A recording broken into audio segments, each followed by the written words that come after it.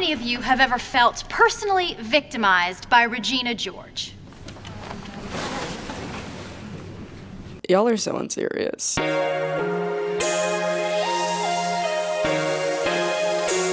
Take two. Hello, my name is Lani, and welcome to Lani's Lens, where I talk about all my favorites in film, TV, pop culture, and literally whatever else is on my mind. Today, we're diving into pop music's two hottest rising stars, Sabrina Carpenter and Chappell Roan. But specifically through a Wicked lens. Think popular versus Wicked.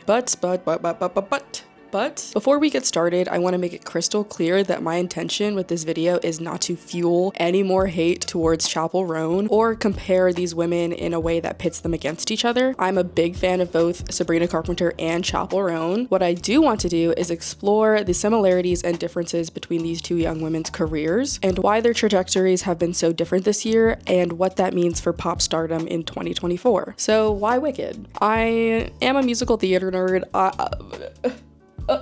Subi. I promise this makes sense. In my eyes, the musical Wicked is the perfect framework when analyzing these two young stars' paths, especially since the story touches on themes of good versus bad, and how public personas are often far more complicated than they seem. Just like Glinda and Elphaba, Sabrina and Chappell represent two sides of the same coin, one carefully managing likability, and the other is bravely pushing against it. If you aren't familiar, in the musical, Glinda, the Good Witch, sings popular to Elphaba, the Wicked Witch, explaining how popularity is about hard work and maintaining the right image. Sabrina Carpenter embodies this perfectly. She and her team have handled her fame with control, keeping a tight grip on her image while maintaining the illusion of authenticity. Take her use of art, for example. In her lyrics and music videos, she addresses her personal controversies, but does so indirectly, often giving her the upper hand in managing her public perception. She never overshares, she never appears too vulnerable, and always seems in control, and just has a blast doing it. This is classic Glinda.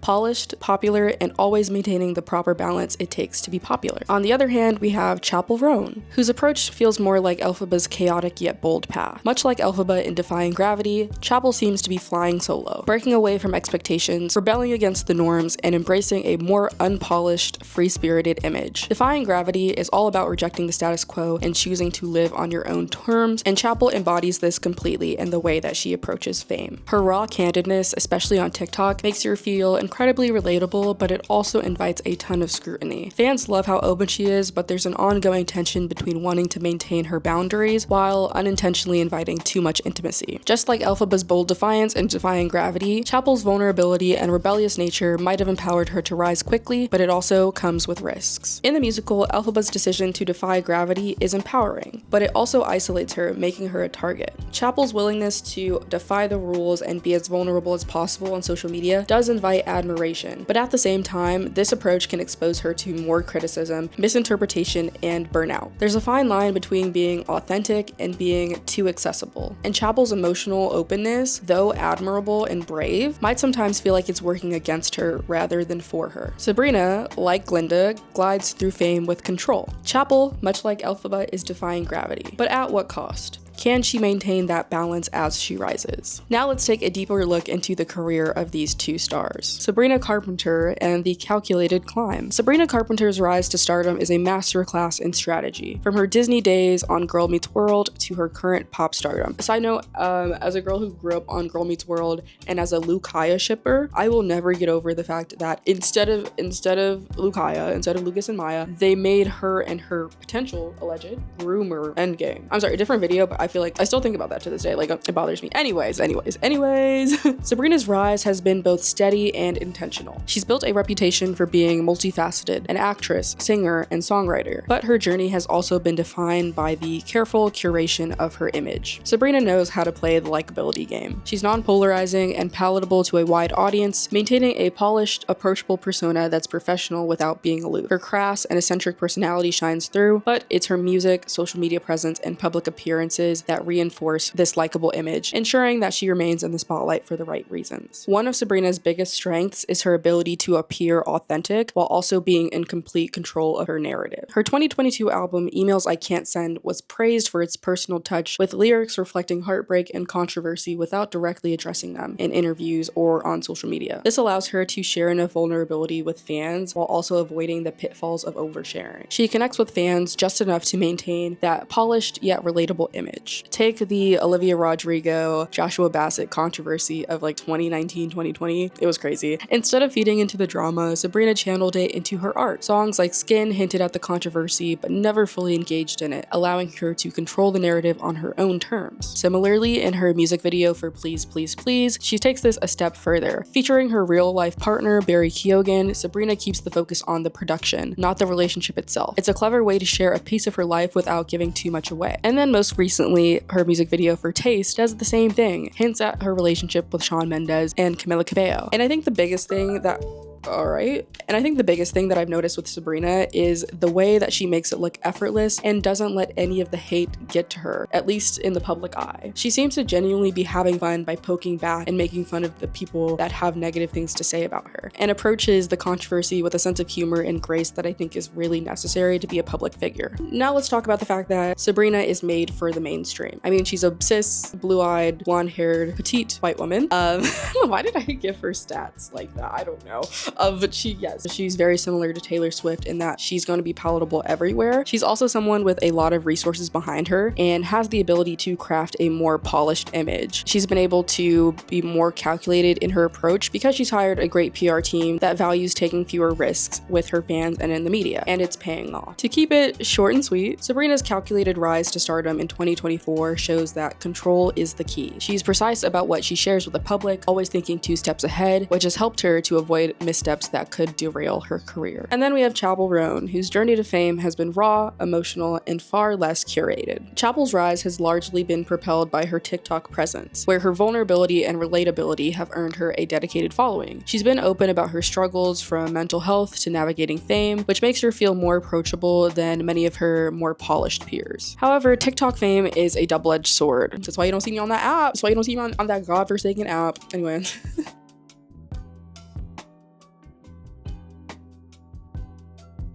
Now fans expect a level of intimacy that can be hard to maintain without sacrificing your personal boundaries.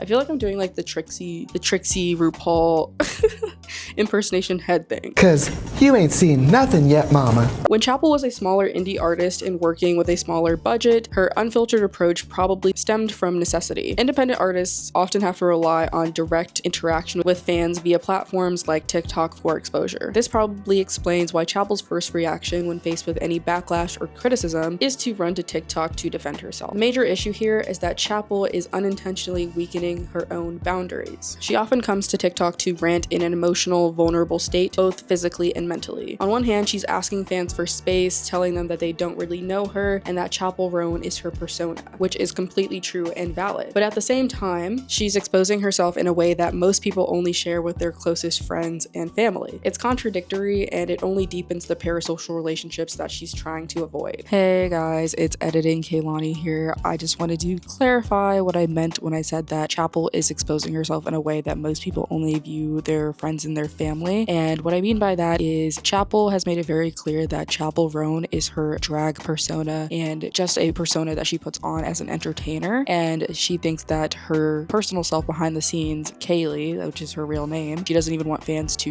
use her real name, which is completely understandable. However, where I get confused is on one hand you're saying, hey, this is my persona, this is my job, and this is the persona I use for my job, so you guys should be interacting with that. But then you come to TikTok barefaced, like clearly vulnerable in an emotional state that I'm not saying we shouldn't, be vulnerable with strangers, but you're putting Kaylee in your emotional state out for millions of people to see. And so it gets confused when on one hand you're saying, okay, don't interact, don't treat me like Kaylee, you don't know me as Kaylee, but then Kaylee is coming to TikTok and giving out her personal thoughts and feelings like right off the cuff and being so emotionally vulnerable in a way that most people aren't even being vulnerable with their friends and family. So I just think it gets confused really quickly, and I think it blurs the lines between what she wants, which is a work-life balance of her professional and personal persona. This is where having a team comes into play. Instead of immediately running to social media whenever there's backlash, Chappell would greatly benefit from consulting with people who can help her craft responses that maintain her boundaries and protect her image at the same time. Unlike Sabrina, who again is trying to maintain that widespread appeal and stay neutral, Chappell is very vocal about her activism. Whether it's fundraising for Palestine Palestine or supporting trans rights, her efforts have been front and center of her entire project. While this has endeared her to some fans like myself, it's also contributed to the controversy that she's faced in recent months. Her willingness to speak her mind is really admirable, but it can alienate certain audiences and make her a target for backlash, in conjunction with the other controversies that she's facing already. Chappell's rawness blurs the line between personal and professional. Her willingness to share openly is genuinely refreshing, but it leaves her exposed in ways that Sabrina has managed to avoid. And rolling her eyes or talking down to people on TikTok, where majority of her fans follow her, is just not a good look. She's feeding into the haters who are deliberately trying to misunderstand her, rather than focusing on her true fans, and the cycle is vicious. And I am not a PR professional. I'm not even a communications major. I'm studying business right now. But why are the TikToks still up? The crash outs should not be on TikTok along with your regular feed. They just shouldn't. And I'm not saying that Chappell shouldn't have feelings, shouldn't express herself, but again, I genuinely think she learned the wrong lesson from her original rant, where she was talking about how she wants space and she wants boundaries.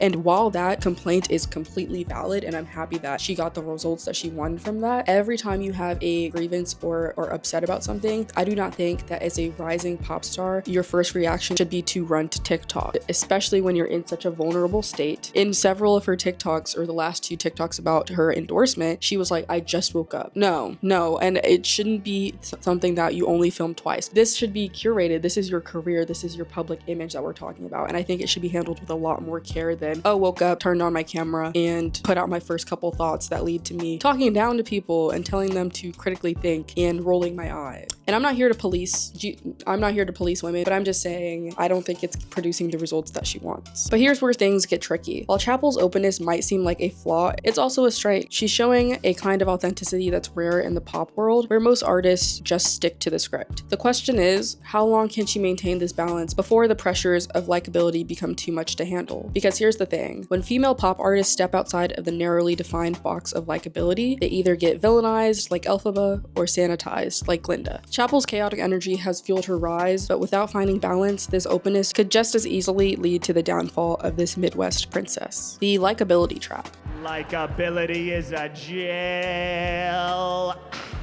Likability is a trap that, unfortunately, every female celebrity cannot escape. Audiences want their faves to be real, but also perfect. Sabrina has mastered the art of staying relatable without oversharing. Even in the midst of controversy, she controls the narrative, keeping fans at a distance while also maintaining her popularity. Chappell's approach, on the other hand, feels far more intimate. She's raw, she's real, and she's unfiltered, but this comes with a price. The more open she is, the more she invites criticism, and the more she contradicts her own statement that her actions should speak for themselves. This is at the heart of the likability trap. We've seen this play out in real time, with TikTok users and fans dissecting Chappell's every move, particularly around her political stances and her persona. It's as if every time Chappell opens up a little bit more, she risks getting personally victimized by her own fan base. Hence the whole Mean Girls intro from earlier. See, that's what you get at Lani's Lens. Here at Lani's Lens, we have jokes. You stay around, you get the joke. It's a little perk. Think of it, it's like a reward. Ultimately, the likability trap is completely unfair and ridiculous. Female artists are held to impossible standards. Be real, but not too real. Be polished, but not fake. Chappell's willingness to push these boundaries is both her strength and her biggest vulnerability. Before we wrap, I really just want to say thank you so much to everybody who subscribed. My last video really blew up and I wasn't expecting it. I went from 87 subscribers to like 600, I think I'm at right now, which is crazy to think about. And I'm really so grateful for everybody who subscribed or even liked or just viewed my video. It means a lot to me, and I'm really excited to see where I can take Lani's Lens. And if you're interested in supporting me further, I have launched a Patreon. I am a full-time student right now, and I am trying to pursue content creation. So any way you can help or support the channel is greatly appreciated. I currently only have one tier that's like $2.50 a month. You can find the link down below in the description. I have a few ideas of what to give Patreon members in the future, but just stay tuned and we'll see where it goes. In conclusion, both Sabrina and Chappell bring something unique to the pop landscape. Like the biggest names in pop, Beyonce, Taylor Swift, and Ariana Grande, to name a few, Sabrina's calculated climb shows us what it takes to maintain pop stardom today: control, curation, and balance, and knowing when to let the art and her actions speak for themselves. Meanwhile, Chappell's raw, unfiltered rebellion gives her an edge, but it could hurt her longevity if she doesn't refine her approach. Chappell has so much potential and is undoubtedly one of the most exciting pop acts we have today. Despite her talent, she's clearly struggling to build a foundation that will give her the longevity that her talent deserves. She's candid and unfiltered, which is refreshing for fans in the short term, but it leaves her vulnerable in a way that Sabrina has skillfully avoided. Her actions should speak for themselves, and they already do. Her real fans know her commitment to supporting causes like Palestine and trans rights, and they've already given her the benefit of the doubt.